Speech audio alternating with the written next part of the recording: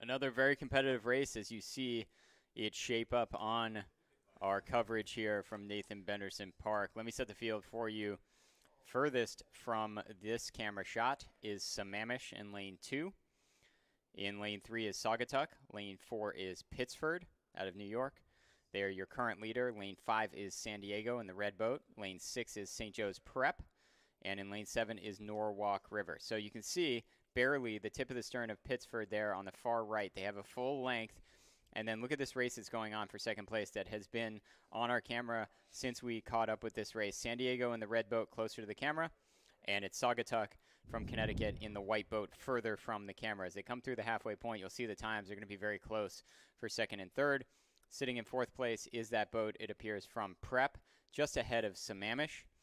Sammamish, the inside info that I have is that they all learned how to row last year, Lindsay. So they're here at Youth Nationals, they're rowing a men's under 17 for with Coxon, and they're in the B final, and they're ahead of Norwalk River for fifth.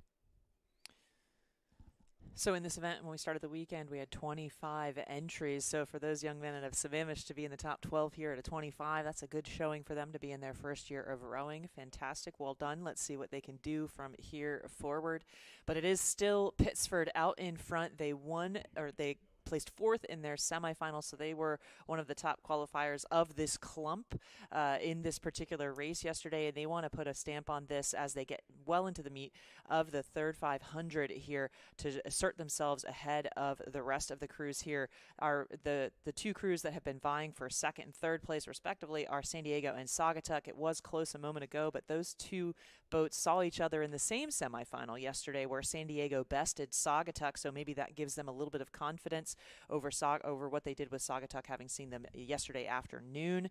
But right now, Saugatuck, is taking that rematch very seriously and staying much closer than they did in yesterday's semi.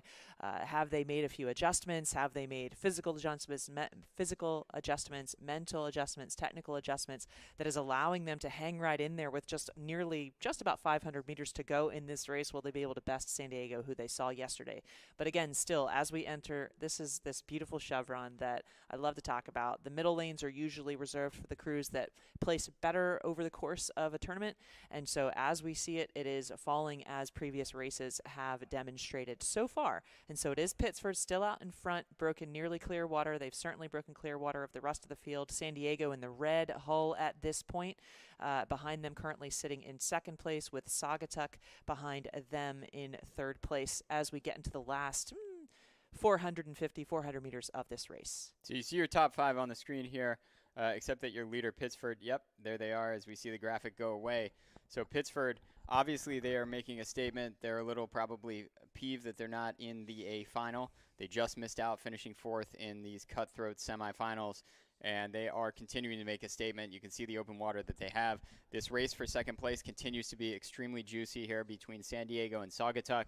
Who's going to blink? Who's going to go? Looks like Saugatuck trying to go now at 250 meters left. Sammamish has gotten past Prep. They're sitting in fourth place. So Ethan Curry's men have gotten themselves out of fifth place. They've gotten past Prep. Are they going to be able to sort of track down anyone else? Does look like Saugatuck, to my eye, Lindsay, is probably going to take that battle with San Diego and potentially finish second, but I don't think anybody's going to catch Pittsford. You can see where Saugatuck, they started to sprint a little bit sooner than San Diego did, and now San Diego has taken it up as well, and they are starting to sprint. So question is, Saugatuck, are they going to maintain? Looks like on their body language that they have some energy in the tank, but so does San Diego. It's been close between these two crews. They saw each other yesterday.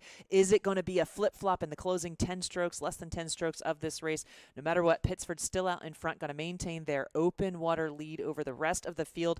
And from where we sit, it is very close, but it does look like it's going to be Saugatuck taking about the deck over San Diego for second and third place, respectively. On the far side, Sammamish gets to open water over St. Joe's Prep, who then has a little open water lead over Norwalk River to round out your field of six. You could tell by how quickly we said those names that this was a much tighter field in this race. These boats also cover ground very quickly, even faster than a double would. So that was the men's under 17 for with Coxon B final.